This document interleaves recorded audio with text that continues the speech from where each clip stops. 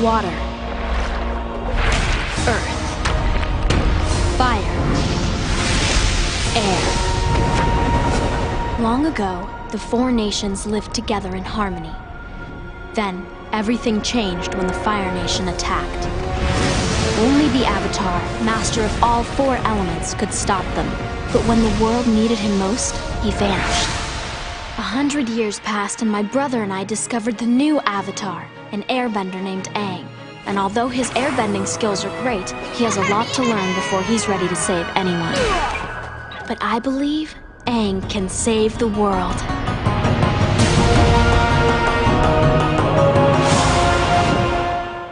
Previously on Avatar. We need to find King Boomy so Aang can learn earthbending somewhere safe.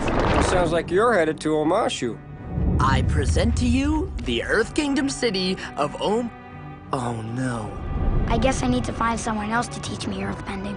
You need to find someone who waits and listens before striking. In the swamp, we see visions of people we've lost, people we loved. But what about my vision? It was someone I had never met.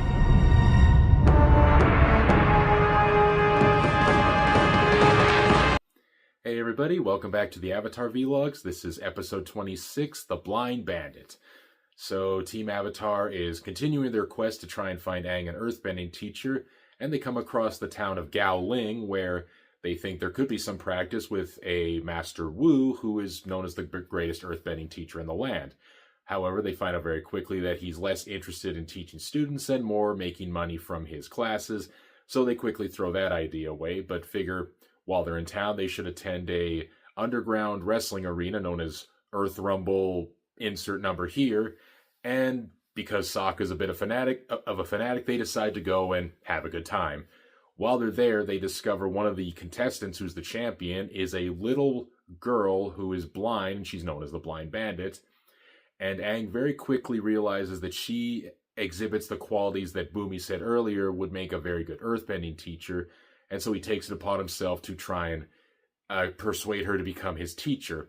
However, it turns out she's known as Toph Beifong, and she's part of the very wealthy Beifong family, who deny the fact that she exists. To the rest of the world, she doesn't exist. Aang again tries to convince her to become his teacher. She doesn't want to have any part with it. But slowly, over the course of the night, he wears her down a little bit, and she decides maybe he's worth her time. However, earlier in the episode, when Aang tried to meet Toph first, he accidentally cheated during a wrestling match, and so Aang and Toph are captured by the wrestling guy. I don't remember his name, but they're captured by him and held for ransom. So Toph and the rest of the gang come in to try and save Toph and Aang. Toph is let go after the ransom is paid, but Aang is held on by the wrestling guy because, hey, the Fire Lord's going to pay a really good ransom for this guy, so why not keep him around?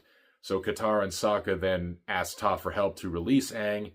They get him out, and eventually, after a while, Toph ends up joining the team, kind of against her father's better wishes. And from this point on, Toph is now part of Team Avatar, and she's going to join the gang and become Aang's earthbending teacher. So I'll just say right now, this episode is mostly important because it introduces Toph into the world of Avatar. Now, I initially wanted to start off by mentioning this is Toph's episode because outside of maybe Iroh and maybe Zuko, Toph might pound for pound be the single most beloved character in the entire franchise, whether it's in this show, in the sequel Legend of Korra, or in the graphic novels, or in any of the light novels. Toph is probably the character who everybody can agree is probably the best character out there. And while she's not necessarily my all-time favorite, she's definitely in the top 3. Toph is, simply put, a fantastic character. I know I've said countless times already that I freaking love this character, and I can't say I freaking love Toph, but I do definitely understand why Toph is such a beloved character to the show and to a lot of people. So for starters, there's kind of the obvious fact that she's this very small 12-year-old blind girl. So she's kind of the closest to Aang in relation to that. So it kind of works on the surface level because she and Aang are basically the exact same age, but they come from completely different backgrounds. Aang is a worldly monk. He never really had any parents. He never really had a set home life. He just kind of traveled from place to place. He exudes freedom. It's very important to him, but he also has a lot of responsibilities. He's very carefree at the same time. Whereas Toph is part of a family, a very well-known and respected family, but the family does not acknowledge her existence because they're so worried about her being this frail little blind girl that they've kept her away from the rest of the world, despite the fact she is not only a good earthbender, but she is extraordinarily powerful and has abilities that basically no one else on the planet has.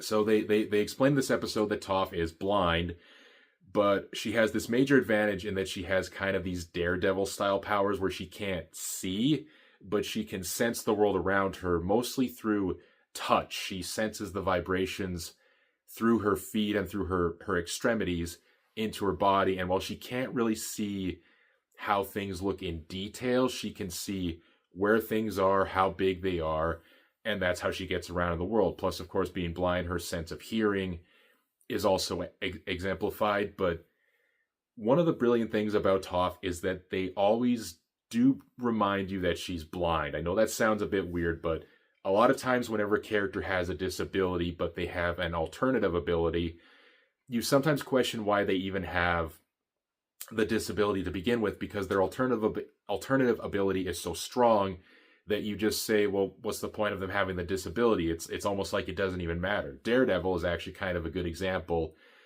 Maybe not so much in the comics or the Netflix TV show, which I haven't seen. I know I'm like 20 years behind the curve. But in the Ben Affleck movie, he's blind, but because he can sense things around him so well, you just kind of question what was even the point in making him blind, because there's never a point where he's really disadvantaged. With Toph, while it is very clear she has a lot of strong advantages, she is also disadvantaged in a lot of areas. For instance, she can't read. She can't really tell what people's faces are like. She can't tell what things look like. She can't really see in a sense of color. She can only see in sort of black and white vibrations of the world around her. And there's a lot of examples in this show where they'll just kind of remind you a little bit that she is in fact blind. In fact, in an episode coming up, she points to something saying, "There it is. That's what it'll look like when you guys spot it," because she's blind. So the character works not only because she kind of a good parallel duality to Aang. You know, she has been restricted her whole life and she wants freedom, but she doesn't really know how to have responsibility, but she kind of does at the same time. But she's also very much not respective of other people or authority. And Aang has been free his whole life, and he's wanted to be free of responsibilities, but consequently he's been drawn into them. They become very good friends kind of very quickly. But I like the fact, too, that Toph at first is a brat. She's a real little kid. She kind of reminds me a little bit of Lilo from Lilo and Stitch, the original movie, not the live-action one. Anyway, where yes, she can sometimes be a little bit of a handful. She's kind of out of control. She's a pest. She's getting into trouble. She's doing things that are totally annoying. But again, she's a real kid. I think almost more than anyone in the show, Toph really feels like a real kid. She's probably the most well-written kid character in this show just for feeling like a real kid. Yes, she can be a brat, but she also does understand the value of her friends and the value of people around her. And there's even, I'm kind of spoiling it right now, but there is a really good story arc with her later in the show when she kind of does realize that I'm going to spoil it right now, but she runs away from home at the end. She joins Team Avatar, but she does so against her father's knowledge and wishes. He sends out some people to find her, and then later in the show she realizes that while she was suffocating and she needed her freedom, she was kind of very much hurting the people who were closest to her, and in many respects, it's debatably too late whether or not she can make amends, which she does in the Promise graphic novel. A very engaging read, I must say.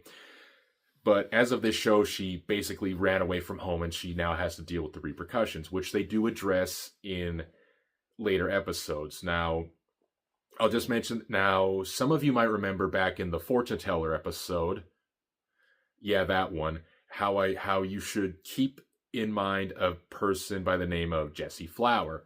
Now, in that episode, Jessie Flower played the character of Mang, and Jessie Flower has come back to play Toph. Now, it's actually because of her role as Mang in that episode that the creators of the show brought her back, because they thought she had such a good energy. And, well, Toph is often credited as Jessie Flower, as are all, more or less all of her other voice credits in her career. Her real name is Michaela Jill Murphy, which more recently she has started going by her real name as in her acting credits. I bring this up just because apparently when Michaela was a kid and she was, getting all these acting roles, a lot of adults could not pronounce her name, which I find fascinatingly weird, because I saw it for 1 second the first time I saw it and I thought, oh yeah, Michaela. But apparently enough adults who can vote and have driver's licenses could not pronounce the word Michaela, so she had to go under the stage name Jessie Flower, which... Another thing is, when you join the Actors Guild, you also have to change your name if your real name matches another person who is already in the guild. That's why Michael Caine is actually named Michael Caine, because his name was originally... His birth name is Michael White, but when he joined the Union, he had to go by another name because there was already a Michael White in the Union, and he chose his last name based off of a movie poster, Caine. So Michael Caine, Michaela Jill Murphy, Jessie Flower, all sorts of fun industry talk that I'm sure none of you actually really give a crap about. Anyway, so aside from Toph being introduced, this is a decent enough episode. It does have a few plot points that will come back into play in the show proper. Not a ton, but they are there. The main focus of this episode that I think a lot of people do remember is the satire and the playful homage to the WWE or the WWF. I can never remember what it's called right now. I know it was called WWF at one point, but they got sued by the World Wildlife Federation. I don't know if they're still called... Let's go with WWE. Let's say WWE from now on. Now, some of the satires are very obvious. For example, there's a character known as The Boulder, who, if you can tell by the voice... I'm terribly sorry. By the voice is sort of a satire of The Rock, Dwayne The Rock Johnson. The character design even kind of looks like him a little bit. And the other wrestlers, I don't really know who they're supposed to be. I initially tried doing a bit of research on this, but then I kind of discovered I don't really care. But it is kind of fun having all these different wrestlers and their gimmicks. And it's also kind of funny how they both... And it also doesn't acknowledge the kind of fakeness of wrestling. I know that's a huge point of contention for some people about whether or not wrestling is legitimate. I don't care. I just think wrestling's entertaining no matter what. But I do like how this troupe in this show is kind of staging the fights in order to get people in and to kind of exchange money that they don't intend to give to anyone else. At one point, the runner of this event... He offers 1,000 gold pieces to whoever can knock the Blind Bandit out. And when he wins, he's actually kind of surprised, like, I didn't expect this to happen. I just sort of thought the Blind Bandit was going to win. But the wrestlers all do have these very cool designs and gimmicks and names. There's one called the Hippo. There's this guy who I can only describe as Kermit the Frog, the wrestler. He's kind of like the Green Bastard from Trailer Park Boys, I guess. There's another guy who, like, is a mole. And it leads to a very fun action scene in this episode where Toph has to verse them all in order to save Aang. Aside from that, there's not a ton to this episode. I guess I should mention the only major guest star in this episode is Toph's father, is played by Cam Clark, who, if that name is not familiar, it's because he voiced... Leonardo in the original 1987 Ninja Turtle show. Now, since then, he's done a lot of other voice acting, but that's what he's best known for. And when he was here, I'm like, I think I know that voice. That must be Cam Clark. And then when the credits rolled, big surprise, it was Cam Clark. Other than that, there's not a ton else to talk about this episode. It's mostly just a good introduction to Toph and how she's going to play a part in the later episodes going forth. And that's about all I got. So with that said, I'll see you in the next one, and onwards and upwards, my friends. And now Avatar The Last Airbender Vlogs presents to you Sokka's Quote of the Day. Hey, I got my eye on you. Water Tribe. I know you two are very different, but I believe you have a common interest. The Avatar has kidnapped my daughter. I want you to do whatever it takes to bring her home.